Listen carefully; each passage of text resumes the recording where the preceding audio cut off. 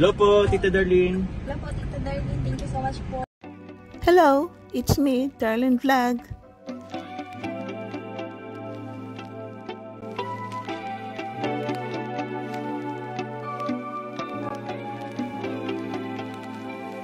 Sumangkaling nga mga ka-Jomcar. Kumusta na po kayo? Kumusta na ang inyong kalusugan? Kumusta ang inyong weekend? Kumusta ang inyong love life? At siyempre, kumusta ang Jomcar? So, mayroon tayong reaction ng video dito na Reels ni Pure Health, no? Na umiyak si Carla. Bakit kaya umiyak si Carla? So, panoorin po natin ang short clip ng Reels na ito. Alam mo, Pogi? Ha? Halika rito, dali. May ibigay si ate sa'yo, dali. Kaya mo, dali. Halika rito, dali. Labit ka. Halika dito, dali. Hindi kita kakarga. Takot po. Hawakan mo. Galing kay Ate Carla yan. Ay, ano pala yung kamay niya, be?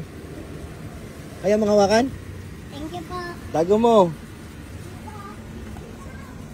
Ikaw lang, be. Di, ano pala yung kamay niya? Ano?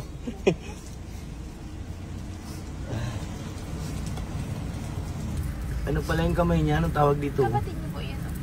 Yung malaki, hindi. Wawa. Nakaano yung kamay niya? PWD. Marami tayo natin napanood ng mga video, clip na ito si Carla is namimigay ng pera sa mga bata na kanyang nadadaanan or nakakasalubong, di po ba? Kasi minsan mabilis ang keyboys mag-video. So sa tingin ko, mayroon pang nangyayari siguro na hindi siya na video na nangyari sa daan, sa school, no, na wala nakapag-video.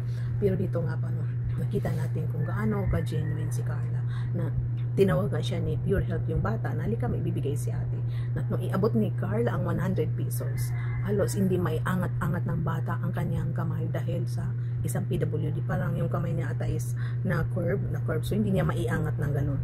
So, nang may abot ni Carla, hinarap na Pure Health ang kamera kay Carla, umiyak si Carla, naawa siya sa bata. Ganyan po si Carla, ka-genuine, maawain sa mga PWD. Minsan naisip ko na pag nakita kami ni Carla, ano kayo ma-feel ni Carla sa kanyang Tita Darlene? No? Yayakapin kaya ako? Halikan. Kasi ako pag nakita ko si Carla, yayakapin ko siya at halikan.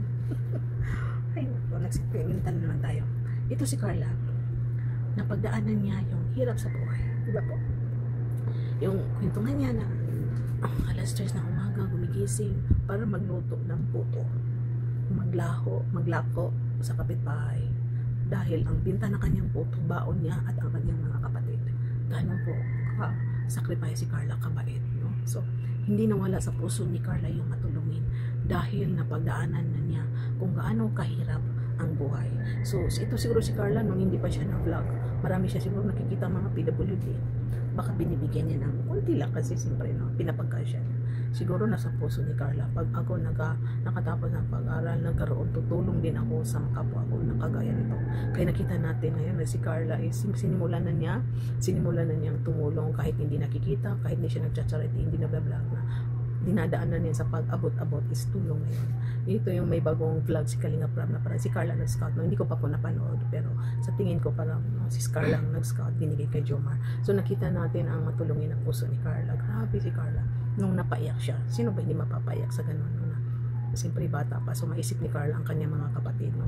Kanyang mga kapatid na lalaki, kapatid na babae. Kung hindi kami umangat sa buhay, ano kaya ginagawa ng mga kapatid ko kayo? May baon kaya sila? Nagluluto pa ba ako ng puto? Kasi masabi ni Carla, pag makatapos siya ng college, mamamasukan siya as a tindera kung saan-saan, Manila ba or sa light. Yun daw ang sabi niya nung hindi pa siya na-vlog. So ngayon nakikita natin kay Carla yung pagka-genuine niya, matulungin sa kapwa. Tayo po, no? Kung ganun din ang nafe-feel ko. Yun bang naranasan ko rin sa buhay, na ginagamit ko ngayon, ayaw ko rin madaanan, no? Ng siyempre mga anak ko, which is ito ngayon mga anak ko, successful ang dalawa. So masaya po tayo. So ito nga si Carla, no, na nakikita na natin yung future niya, no? Nagsisimula pa lang siya, pero nakita natin yung future niya, na mararating niya ang kanyang mga pangarap dahil sa kanyang matulungin na puso at mabait na puso.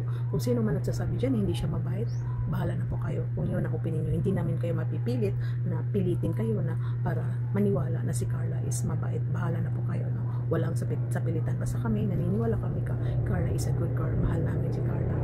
Alam ko na marami rin nagmamahal kay Carla na kasamahan sa HC at sa ibang mga kalingap love teams. So dyan po nagtatapos ating reactions for today. Shoutout kay Kuya Val at Dana Blas, Kalingap Rab.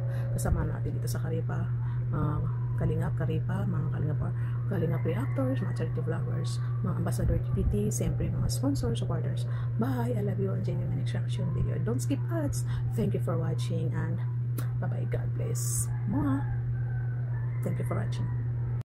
Mga kalingap, suportahan natin Darlen Vlogs YouTube channel. Please subscribe. Mga karaba, mga kalingap, mga kadyong karami ng samahan, reactor na maaasahan, siya si Darlen Vlogs. Sa Kalingap Radyo Balitaan, atin siyang nasisilayan, mabuti na kaibigan, solidong kalingap niya.